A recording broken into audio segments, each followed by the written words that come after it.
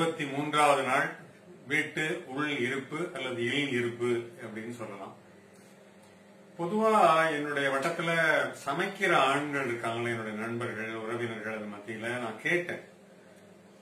நான் அந்த மாதிரிலாம் ஒரு 20 மூலப்பொருள்லாம் கொண்ட பொருள்லாம் நான் தயாரிக்கிறேனே, நீங்கெல்லாம் எப்படி? ஐயோ, அந்த மாதிரி நாங்க பெரிய அளவுக்கு போகவே மாட்டோம், சிறிய அளவுல தான் நாங்க வந்து சமைப்போம், சின்ன சின்ன சமையல் தான் தெரியும். அப்படி பாக்குற போது ஒரு ஆரம்ப சமையல் கத்துக்கிற எனக்கு ஒரு இவ்வளவு பொருளை கொண்ட சமைக்க வருதேங்கிறது எனக்கு ரொம்ப மகிழ்ச்சியா இருக்கு. இன்றைக்கு மாலை சுற்றுண்டியாக சாப்பிடுவதற்கு வெஜிடபிள் கட்லெட் அப்படிங்கிற ஒரு பொருள் எடுத்துட்டு இருக்கேன். 1 2 3 4 5 6 7 8 9 10 11 12 13 14 15 16 உப்பு காமிக்கல 17 பொருள்கள் கொண்ட ஒரு மூலப்பொருள் இது. உடனே போட்டு உடனே ரெடி பண்ற விஷயம் எல்லாம் கிடையாது. இதுல நிறைய ப்ராசஸ் இருக்கு. உருளைக்கிழங்க நல்லா அவிச்சு மசிச்சு வச்சுக்கிட்டாச்சு. பொட்டுக்கடலை ஒருவேளை ரொம்ப தண்ணியா போயிட்டா என்ன பண்றதுங்கிறதுக்காக பொட்டுக்கடலை மாவு ரெடி பண்ணி வச்சிருக்கு. இது வந்து பிரெட் தூள். இது கடைசியாக அதில் போட்டு எடுத்து உருட்டி எடுத்து அதில் போடுறதுக்காக. இதை வந்து கோதுமை மாவு மைதா மாவும் எடுத்துக்கலாம். இந்த மாவை வந்து கரைச்சு ரெடி பண்ணி வச்சுக்கிட்டு இந்த வெஜிடபிள்லாம் மசாலா ரெடியான பிறகு அதில் போட்டு நம்ம வேணுங்கிறது என்ன வடிவு வேணா பிடிக்கலாம். நீளமாக குலோப்ஜாம் மாதிரி பிடிக்கலாம், ஒரு தட்டையா வடை மாதிரி அது அப்படி பண்ணலாம், நீள உருண்டைகளாகவும் பிடிக்கலாம், எப்படி வேணா செய்யலாம். அதை பிடிச்சிட்டு இந்த மாவுல துவைச்சு எடுத்து அதுக்கு பிறகு எண்ணெயில போட்டு எடுக்கணும்.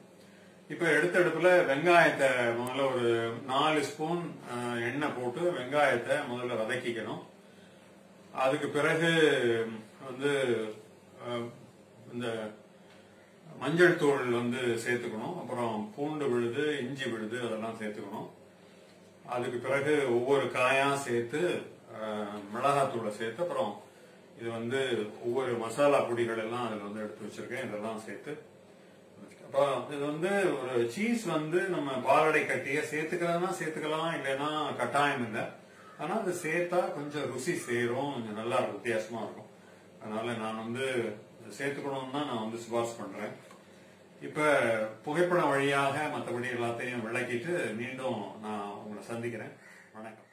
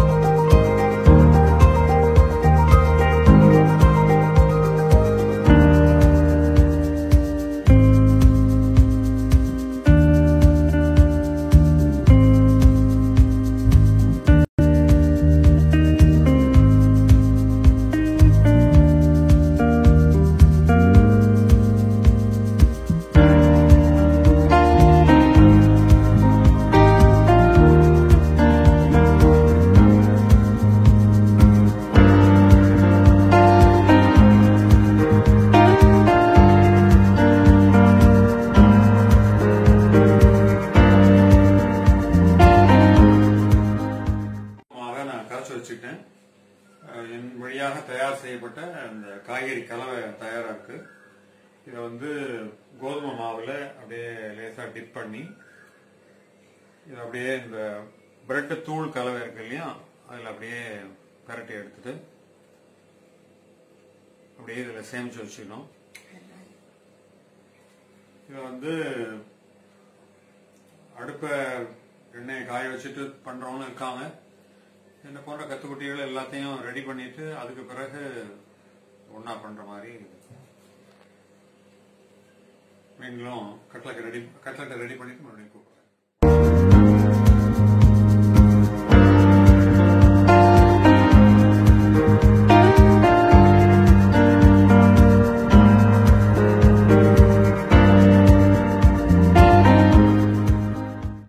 அனைவருக்கும் மீண்டும் வணக்கம். நீங்களாம் நலமா இருக்கீங்களா? நாங்களாம் நலமா இருக்கோம். இந்த ஜூன் 1ஆம் தேதியோட எல்லாருக்கும் ஒரு நல்ல செய்தி கிடைக்கும் என்று நான் நம்புகிறேன். அப்படியே அதை அனுமதிச்சாலும் நல்ல சமூக இடைவெளி காத்து பாதுகாப்பா இருங்க. அதான் என்னுடைய வேண்டுகோள். இன்றைக்கு கட்லெட் பண்ணினேன். ரொம்ப பொன்னிறமா வறுத்திருக்கேன். ரொம்ப நல்லா சமையல் போது டேஸ்ட் பார்த்தேன், ரொம்ப நல்லா வந்திருக்கு. இருந்தாலும் உங்க முன்னாடி அதை ஒரு ருசி பார்ப்பதில் எனக்கு ஒரு தனி இன்பம்.